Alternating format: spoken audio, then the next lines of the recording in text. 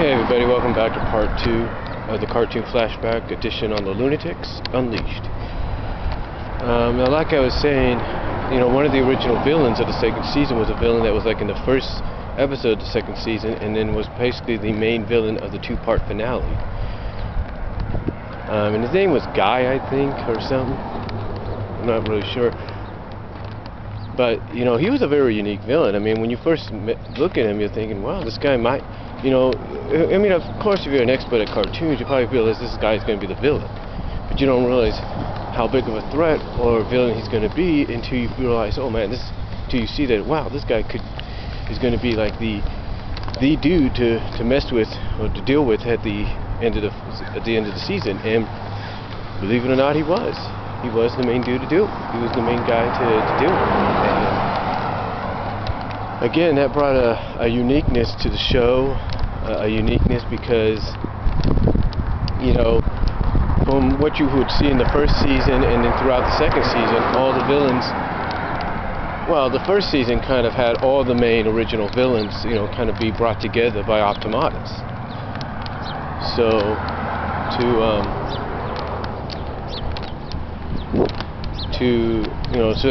that wasn't a, so that was kind of a surprise. You had all the main villains, like I said. The second season was a little different because all of the only villain like character that came back was Sylvester. So that was, along with Guy, he was the only one. And you also had this rocker guy, if you will, who played a role in the two, kind of played a role instead of the two-parter because he was looking for this guitar or something. He had this kind of guitar or something like that. And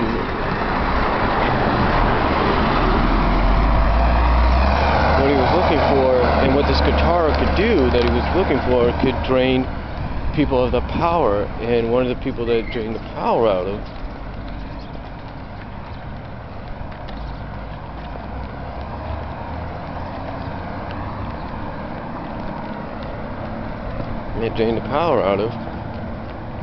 was Zadavia.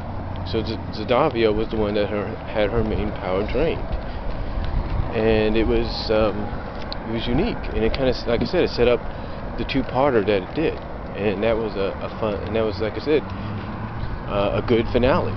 Although it's one of those finales that, even though it kind of did what it had to do, it allowed the villain of the first season, the main villain at the end of the first season, Optimatus, to redeem himself and become a good guy. But it kind of left on a cliffhanger because now all of a sudden the Loonatics weren't on Earth anymore. They were now in space.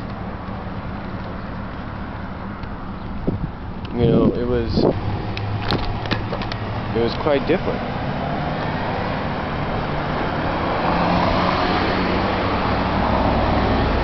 Different, and a bit of a cliffhanger when you think about it, because you weren't sure, what was next for them. And one of the things was, you were wondering, okay, how would they get back to Earth? Well, apparently, the planet that they're on, I guess, has a teleporter or something like that. I'm not really sure, but it was kind of unique, if you will, in its own right.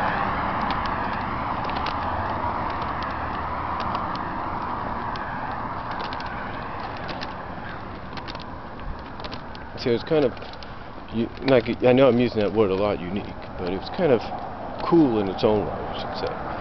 But again, it was kind of a cliffhanger it was sort of a bit of a cliffhanger that left you wondering what was next. And, you had the Guy villain, I think that's what his name was, get sucked into, I guess, a black hole thanks to Ace, but you never know if that was really the end of him. And it was always so unique. There was always a lot of uniqueness about it. And like I said, the second season had its share. I mean, it had original villains, and yes, it had villains based on original Looney Tunes, and that was a cool thing. And my honest opinion is, I think the reason the second season was sort of a mixture where you had villains based on original Looney Tunes was due to the, I guess due to the,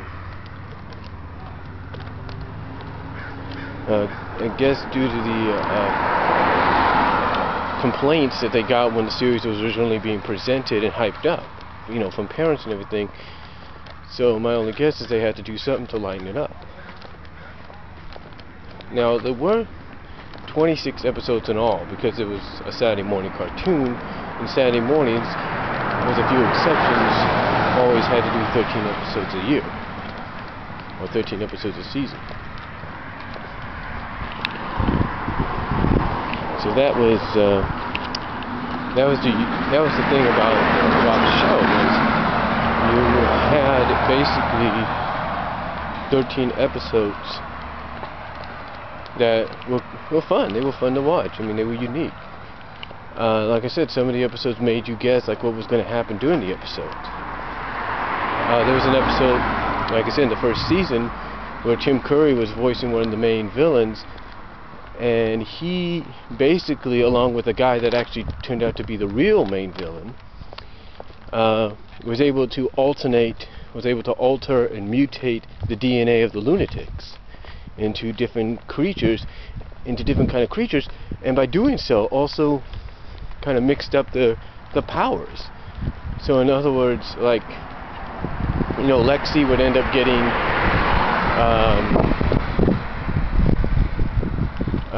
getting Slam's power. Slam, who was a descendant of Taz. Duck, who was a descendant of Daffy, would get Ace's power. Rev, who was a descendant of the Roadrunner, got Tech's power. Tech, of course, being a descendant of Wile E. Coyote.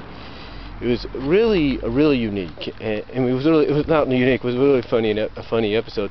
And what was funny is Zadavia was also in on that too. What happened was she got captured and got turned into a monkey, which she had to deal with Duck with at the end of the episode.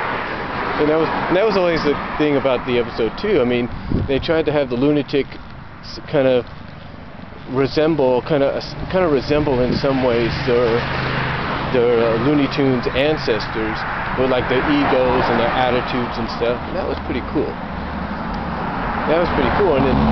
And what was even more fun is you would actually get to see them out of costume, because yeah, the black outfits that they had, they didn't wear that 24/7. They had different,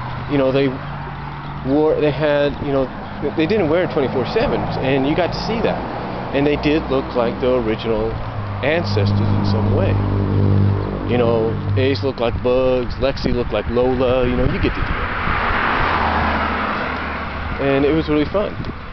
One episode, I think it's called Stop the World, I Want to Get Off, or something like that, kind of told the story of how they got their powers, and and everything, and what they were doing at that time. It was, and what they were doing, and what their jobs were, and what their life was like before they got their powers, which was really, really fun to watch.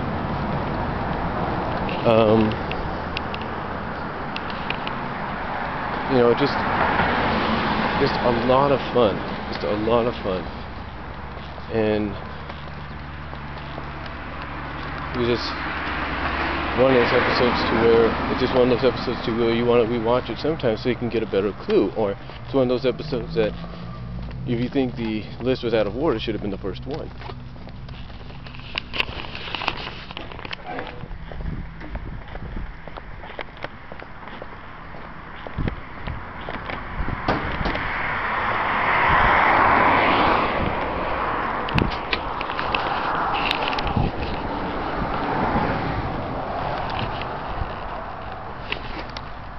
Sorry about that. I didn't want him to say anything. Anyway, like I said, it was like one of those episodes if you would rewatch it, you would think, wow, this should have been like the first one, because it kind of explains how everything came to be. Or how they got their powers, which is, like I said, kind of cool. Because, like I said, it shows you what they were doing, what their lives were like before it all happened.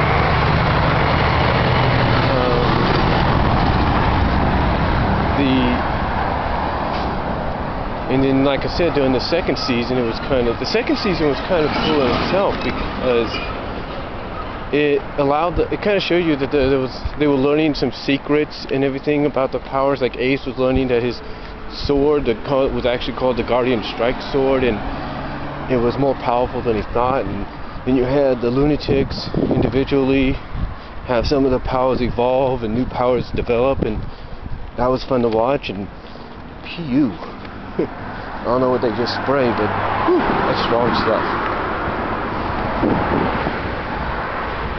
But you know, they had, like I said, the powers evolve all at times. It was really, really cool. It's really cool to watch, and I really, really liked it. You know, what more can you say about it? You could definitely tell that during the second season, and a little bit in the first season, but definitely during the second, you could tell that Lexi did have an attraction, had feelings for Ace, but that was never really recognized, Ace and everything, but that was never really developed more so. So that was one of the things I'm pretty sure a lot of people were hoping would have gotten developed. And if you read fan fiction and web comics based on Loonatics, I guess you can see that it probably was in the eyes of the fans. And you know, then later on, you know, it was just later on you had some other things like, you know, I mean, the second season, like I said, past some of the characters, you know, like Duck was originally, along with the Porky Pig, Ascendant, Descendant. The Pinkster was kind of